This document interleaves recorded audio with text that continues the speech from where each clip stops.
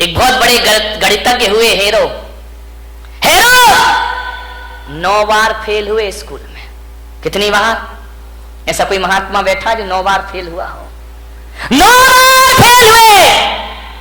पिता ने कहा ये पढ़ाई बंद कर, तेरे बस की नहीं है, तू नहीं हो सकता पास। 9 बार फेल। चल पशु चरा, उठा डंडा, गाय चरा, भैंस चरा, तू पास नहीं हो सकता, तेरे भाग्य में पास होना लिखा ही नहीं है। उसने कहा यार लगता तो ऐसा ही है कि अब मैं पास नहीं हो सकता। 9 बार फेल हुआ क्लास में।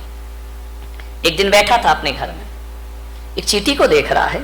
चींटी चढ़ रही है, गिर रही है, चढ़ रही है, गिर रही है, फिर चढ़ती है, फिर गिरती है, फिर चढ़ती है, फिर गिरती है। हीरो ने कहा यार ये गिनूं तो कितनी बार चढ़ रही है। उस दिन वो चींटी 99 बार चढ़ी और गिरी, 100वीं बार ऊपर चढ़ी। उसने कहा मिल गया। पिता से कहा मैं स्कूल जाऊंगा, मैं पढ़ूंगा। बोले पागल है क्या, 9 बार फेल हुआ है? बोले 9 बार हुआ हूं ना, अभी 90 बार बाकी है। बोले क्या मतलब? बोले वो चींटी 100वीं बार ऊपर चढ़ी है, मैं तो अभी 9 बार फेल हुआ हूं। 90 बार।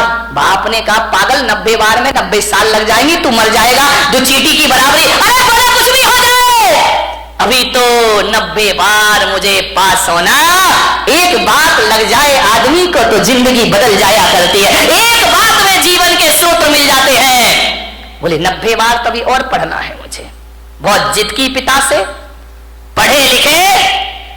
मालूम है 10वीं बार में वो बच्चा पास हो गया और वो सबसे बड़ा गणितज्ञ बन करके खड़ा हो गया। उसकी किताबें मैथमेटिक्स में चला करती हैं, ध्यान रखिए। इतना महान गणितज्ञ बना, उसके जैसा गणित के सवाल हल करने वाला दुनिया में दिखा। आदमी थक जाता है, आदमी हार जाता है, आदमी अपनी सोच से हार जाता है। एक बात बताइए, 2 पहलवान लड़ रहे हैं, दोनों की शक्ति बराबर है, दोनों के दांव पेच एक से है, कुश्ती लड़ रहे हैं, दोनों के एक से दांव पेच, एक ही गुरु, एक सी ताकत। एक हारता है, एक जीतता है। बताओ भाई कौन हारेगा, कौन जीतेगा? बोलिए, आपसे मेरा निवेदन है। दोनों लड़ रहे हैं, एक सी ताकत है, एक से दांव पेच है, कुश्ती लड़ रहे हैं। एक से वजन और एक सी ताकत वाले होने के बाद भी एक तो हारेगा ना, एक जीतेगा। कौन हारेगा? ध्यान रखना, ताकत तन की एक सी है, हारता वही है जो मन से हार जाएगा, वो शरीर से हार जाएगा। मेरे भाई, जो मन से हार मान लेता है वो तन से हार मान लिया करता है। तो मैं आज आपको सूत्र दे रहा हूं कि मन के हारे हार है और मन के जीते जीत। जिसका मन हार गया वो दुनिया में कभी विश्व विजेता नहीं बन सकता है। सम्राट सिकंदर अंतिम सांस तक विश्व विजेता के सपने देखते रहा। मान्यवर, सपने देखिए, देखना चाहिए। बिना सपनों की जिंदगी कभी आगे नहीं बढ़ा करती है। हौसलों के साथ जिंदगी को जियो मेरे भाई। विपत्तियां आएंगी जीवन में, विपत्तियां जो होती हैं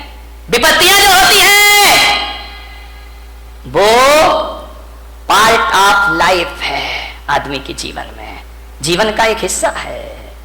विपत्तियां पार्ट ऑफ लाइफ है और विपत्तियों में अपने आप को संभालना आर्ट ऑफ लाइफ हुआ करती है मेरे भाई। सबसे बड़ी कला हुआ करती है मुसीबतों में अपने को संभाल के रखना, बहुत बड़ी कला हुआ करती है। आर्ट ऑफ लाइफ बनाओ, पार्ट ऑफ लाइफ को ध्यान रखिए। जीवन की एक कला है जिंदगी, मौत से मत घबराइए। मान्यवर, जिंदगी जीने के लिए मिली है, इसे आत्महत्या की भट्टी में मत झोंकिए। पूरी जिंदा दिली के साथ जिंदगी को जीने का प्रयास करिए। जियो, बहुत आनंद है इस जिंदगी में। बच्चों पर इतने पढ़ाई का प्रेशर मत डालो। बच्चों की कामयाबी देखना है या काबिलियत देखना है? मान्यवर, ध्यान रखना, आप कामयाबी के पीछे दौड़ते हैं, काबिलियत का ध्यान नहीं रखते हैं। बच्चों को कामयाब भले ना बनाओ, लेकिन बच्चों को काबिल जरूर बनाइए। ध्यान रखिए, कोई जरूरी नहीं है इतना प्रेशर मत डालो कि तुम्हारे बच्चे आत्महत्या करने को तैयार हो जाएं। अपने विचार उन पर मत लाइए, उनके ज्ञान की क्षमता को देखिए। वरना माँ बाप इतना प्रेशर डालते हैं और जब रिजल्ट आता है तो हमारे घर का चिराग अपने हाथों से फांसी के फंदे लगाकर दुनिया से विदा हो जाया करता है। ध्यान रखिए, डिप्रेशन में जी रहे हैं लोग, तनाव में जी रहे हैं लोग, ज्यादा और जल्दी के चक्कर में जी रहे हैं लोग। ज्यादा और जल्दी नहीं, ध्यान रखना, यहां तो संसार है। राजपाट छिन भी जाए तो वनवास में राम लक्ष्मण स्वर्गों जैसा जीवन जी करके दिखा दिया करते हैं। जिंदगी को जियो, पूरी आशा से जियो, पूरे विश्वास से जियो। आत्महत्या के अंधे कुएं में छलांग मत लगाओ। यदि आप ऐसे विचार, महिलाओं से मेरा निवेदन, पुरुषों से मेरा निवेदन है बड़ी विनम्रता के साथ, जब अपनी उपलब्धियों पर अकड़ हो तो अपने ऊपर वालों को देखना। इस दुनिया में हमारे भी बाप बैठे हुए हैं, ध्यान रखना। हमने क्या कमाया है? टाटा बिरला वालों को देखना, उनके आगे अपनी कोई औकात भी नहीं है, उनके चौकीदार की हैसियत नहीं है अपनी। रिलायंस बंधु इतना कमाया है उनने।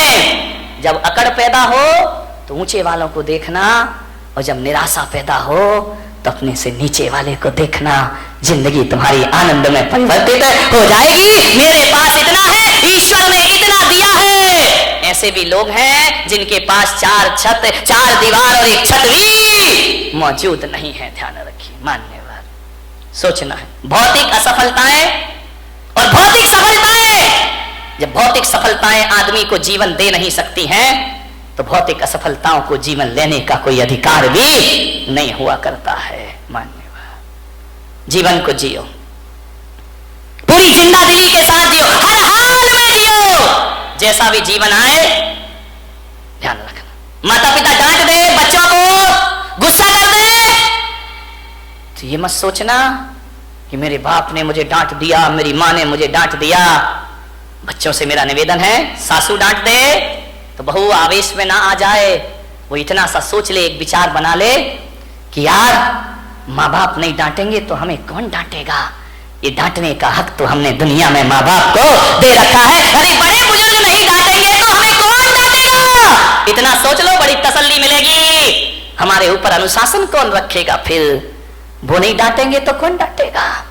और बड़े बुजुर्गों से निवेदन है, बच्चे, बेटियां, बहुएं गलती कर दें तो डांटने से पहले सोचना, बच्चे गलती नहीं करेंगे तो कौन गलती करेगा। आपका घर चुकी, बच्चों से तो गलतियां होती है, बहू से तो गलतियां, अरे आई है, बच्ची है, ससुराल से आई है, हो गई गलती, उसके लिए इतना तमाशा खड़ा करने की क्या जरूरत। जीवन को सुखी बनाने की छोटी छोटी सी बातें हैं, ये आपकी जिंदगी को बदल के रख देंगे, पलट के रख देंगे। गलतियां तो बच्चों से ही होती हैं। बड़े सोच लें बच्चे तो गलती करेंगे ही करेंगे, और बच्चे सोच लें माँ बाप तो डांटेंगे ही डांटेंगे। जिंदगी को समझना, आराम से जियो।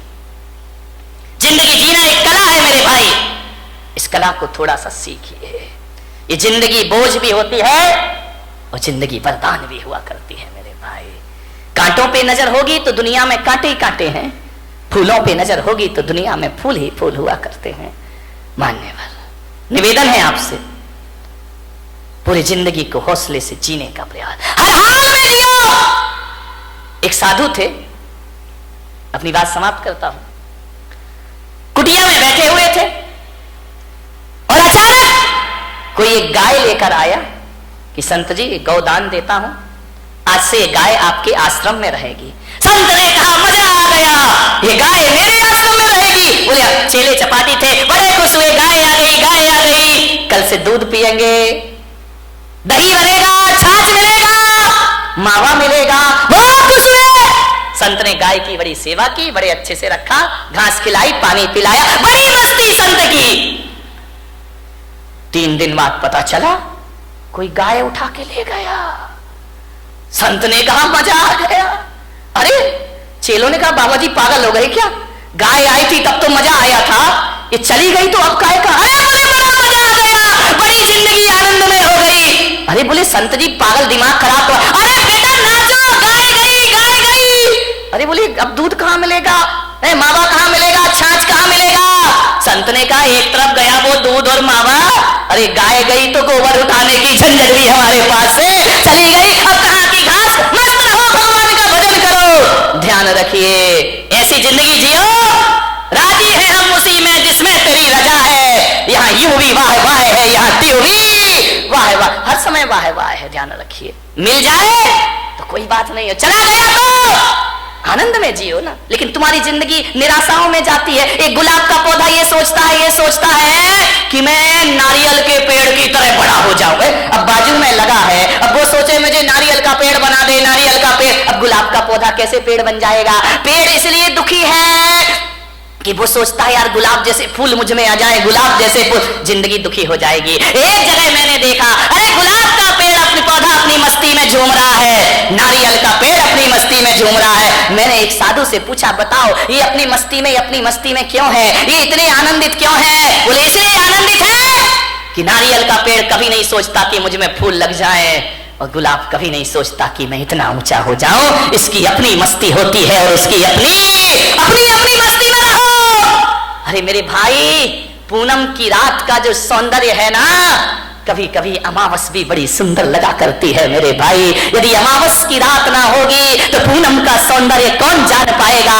यदि जीवन में दुख नहीं होंगे तो सुख का स्वाद। एक बात बता, यदि इस जिंदगी में सुखी सुख होता, दुख नहीं होता, तो क्या करते आप बताइए? सबको सुख, सब सुखी। अब कोई बोले ये छोटी उंगली, ये बड़ी उंगली, ये बीच की, अरे भाई क्या दिक्कत है? अब ये एक बात बताइए, यदि पांचों उंगली भगवान एक सी बना देता तो क्या करते आप? कल्पना करो, कभी सोचते हो ये पांचों उंगली एक सी हो जाती तो ना लिखने का आनंद ले पाते, ना खाने का आनंद ले पाते, सामान उठाते नहीं बनता। ध्यान रखना, हर उंगली का अपना अपना महत्व हुआ करता है। अंगूठा है और अनामिका है, तभी आप इससे कुछ लिख सकते हैं। ध्यान रखिए, ये बीच की उंगली है, ये ध्यान रखना, ये बीच की उंगली सबसे बड़ी हुआ करती है। ये उंगलियां भी इसके जैसी बड़ी होने का ख्वाब देख ले तो ये दुखी हो जाएंगे। ये अनामिका है, ये नहीं होगी तो सिंदूर कहां से लगाओगे और तिलक कहां से लगाओगे? बेचा एक बार इन उंगलियों में झगड़ा हो गया। अंगूठा बोला मैं सबसे बड़ा। बोले क्यों?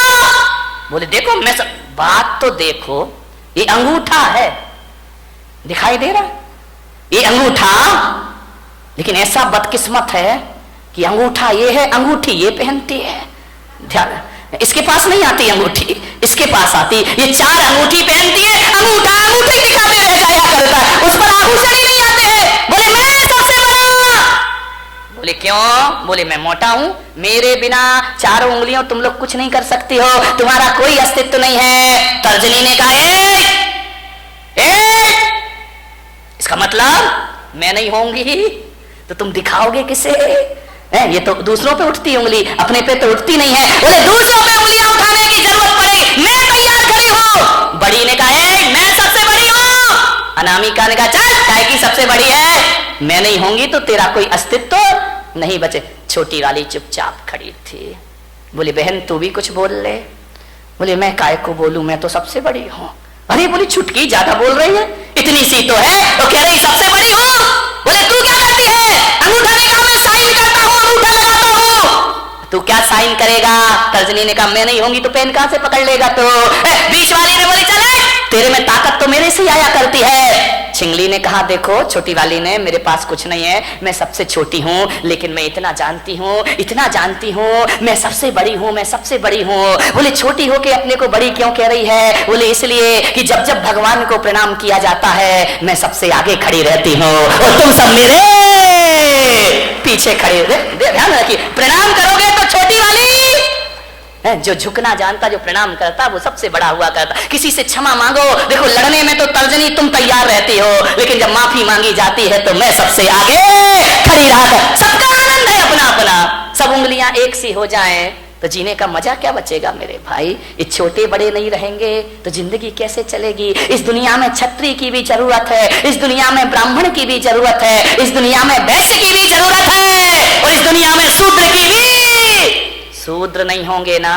3 दिन हड़ताल करने जीना मुश्किल हो जाएगा मेरे भाई, ध्यान रखिए। सबका अपना महत्व है, अपने अपने में राजी हो जाओ। राजी है हम उसी में जिसमें तेरी रजा है। यहाँ त्यों भी वाह वाह है। यहाँ कबीर का झोपड़ा एक दिन बेश्या के कोठे के सामने बना दिया गया। बेश्या को बड़ी परेशानी हुई, कबीर को कोई परेशानी नहीं थी। संतों को क्या परेशानी? परेशानी तो संतों से दुनिया को है। कबीर अपनी भक्ति करता था, राम नाम भजन में लीन रहता था। बेश्या को डिस्टर्ब हो गया। रोज बेश्या के कोठे में ढोलक बजती, तबले पर थाप पड़ती, घुंघरुओं की आवाज आती, और जब घुंघरुओं की आवाज और ढोलक की थाप पड़ती, कबीर उस संगीत में अपने राम का भजन किया करता, भगवान का स्मरण, बड़ा आनंद है मुझे जीवन में। लेकिन जैसे ही कबीर भजन गाता तो ये दीवाने मतवाले लोग वेश्या के कोठे में जाते और कबीर का भजन सुनते, कबीर के पास जाकर बैठ जाते। अरे वेश्या ने कहा, ये कबीर तो मेरा धंधा चौपट कर देगा। जे लोग आते हैं वासना के लिए, ये साधना में लगा देता है। बोले ये तो मेरी दुकानदारी पूरी बंद कर देगा। वेश्या ने कहा, इसका झोपड़ा हटाओ यहाँ से, अपना धंधा बंद हो जाएगा। लोग कबीर के पास जाते हैं, शरीर को नश्वर समझने लगते हैं, भोगों को नश्वर समझने लगते हैं। और ये आदमी भोगों को नश्वर समझेगा तो मेरा तो खाना खराब हो जाएगा। वेश्या ने अपने यारों से कहा कि जा, आज रात को कबीर का झोपड़े में आग लगा दो, जला दो रात को। रात हुई, वेश्या के यार गए, कबीर के झोपड़े में आग लगा दी। घास फूस का झोपड़ा धू धू करके जलने लगा। कबीर ने देखा, मां अभी तो ये झोपड़ा तू कितना चाहता है मेरा राम, मुझे कितना प्यार करता है, क्योंकि जब ये झोपड़ा था ना तब तुझे दिक्कत होती थी मुझे देखने में। अब झोपड़ा हटा दिया, आओ अपन सामने से दीदार करेंगे। पीछे दीवार खत्म हो गई, मजा आ गया, हरि भजन करने लगा, जल गया झोपड़ा। बोले लोग हवन यज्ञ करते हैं तो आहुतियां डालते हैं, अरे मेरे राम जी तुमने तो मेरा झोपड़ा ही आहुति में डाल दिया, मजा आ गया। अब खुल के आकाश को देखेंगे, चांद सितारों का सौंदर्य देखेंगे। बहुत खुश हुआ कबीर। बात बदल गई। किस्मत को बदलने में ध्यान रखना, 100 साल में किस्मत जरूर बदलती है, ध्यान रखना। ऐसा कोई नहीं जिसकी किस्मत ना बदलती हो, जरूर बदलेगी किस्मत। आज है कल नहीं रहेगा, आज कुछ नहीं है कल सब कुछ होगा, ध्यान रखिए। हवा का एक झोंका आया और कबीर के झोपड़े की आग वेश्या के कोठे तक पहुंच गई।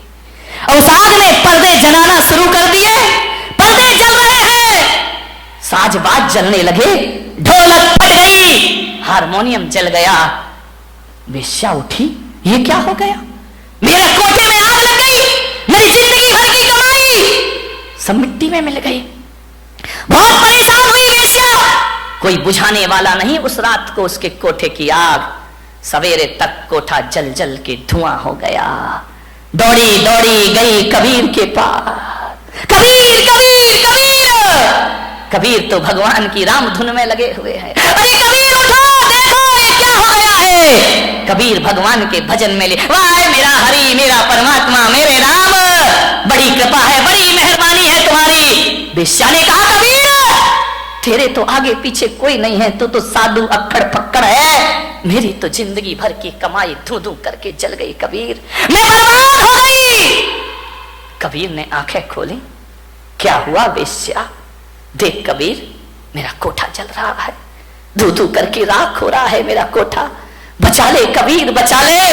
कबीर ने कहा, इसमें मैं क्या कर सकता हूं। बोले कबीर मुझे माफ कर, मैं प्रायश्चित चाहती। अरे किस बात का प्रायश्चित। बोले तेरा कोठा जलवाया था मैंने, किससे, मेरे यारों से। तो कबीर ने कहा मैं क्या करूं, तू मेरी अपराधीन है ही नहीं, तेरे यार ने मेरा झोपड़ा जला दिया, मेरे यार ने तेरा कोठा जला दिया, ये तो दो यारों की लड़ाई है, तेरी मेरी तो कोई बात है ही नहीं, ना तेरी गलती ना मेरी गलती, तेरे यार ने मेरा झोपड़ा जलाया तो मेरे यार ने तेरा कोठा, ये दो यारों की लड़ाई है। अब देख वेश्या किसका यार दमदार है, देख मेरा यार दमदार है या तेरे यार, जो कल यार तेरे साथ घूमा करते थे तेरे लोग, आज एक भी तेरे पास नहीं है, और आज झोपड़ा जलने के बाद मेरा हरि मेरे पास हमेशा से मौजूद है। बारामती वालों, यारी करो तो ऐसी करो, जिसका यार दमदार हो उससे दोस्ती करो मेरे भाई, ऐसे यारों से क्या दोस्ती करना, जिंदगी में आनंद में जियो। सूरत में एक मेरे भक्त ओम प्रकाश बाबूजी अब इस दुनिया में नहीं है, मैं भीलवाड़ा में कहीं था, रात पता चला कि उनकी फैक्ट्री में आग लग गई, धुआं करके फैक्ट्री जल गई। मेरे पास, मेरे स्टाफ के पास फोन आए कि बाबूजी की झोपड़ी, पूरी मिल जल गई है कपड़ों की। वो जिन शरणम के अध्यक्ष थे उस समय, बाबूजी की फोन पर स्पीकर खोल के बात हुई। मैंने कहा बाबूजी, ये जो मील जल गई आपकी, कहां है आप? बोले कहां हूं? सामने खड़ा हूं, मील जल रही है कपड़े की, आप कुछ नहीं कर रहे। क्या करना महाराज, कर भी क्या सकता हूं, मैं तो बुझा नहीं सकता। बुझाने वाले अपना काम कर रहे हैं, मैं अपना काम कर रहा हूं। मैंने कहा क्या हुआ? कुछ नहीं महाराज, चिंता मत करो, आपका हाथ हमारे सिर पर है, ऐसी 10 मील फिर खड़ी करने की मैं ताकत रखा करता हूं।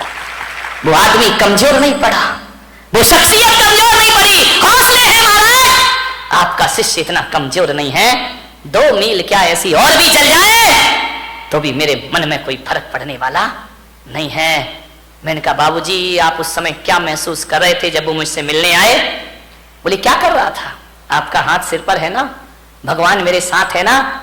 तो मैंने कहा जब मील जली हुई देखी आपने तो क्या महसूस किया? बोले यही किया कि पेड़ से कुछ पत्ते हैं झड़ गए हैं, पतझड़ है, सावन फिर आएगा, मैं फिर हरा हो जाऊंगा। ध्यान रखिए, कपड़ा ही तो जला है, मील ही तो जली है, मेरे हौसले तो नहीं जले है ना। और आपको विश्वास नहीं होगा, 6 महीने में बाबूजी ने दूसरी मील खड़ी कर दी उसी जगह पर जाकर के। मानिए, जिंदगी को जियो। बड़े आनंद के समय हो गया, मेरा ध्यान नहीं रहा, 10:15 हो गए, अपनी बात समेटता हूं। यही निवेदन है, कैसी भी परिस्थितियां जाएं, कैसा भी क्षण जीवन में आ जाए, हारना मत। और जब हारने लगो, पैर लड़खड़ाने लगे, तो कुछ मत करना, मुझ पुलक सागर को याद करना, मैं तुम्हारा सहारा बन करके खड़ा हो जाऊंगा।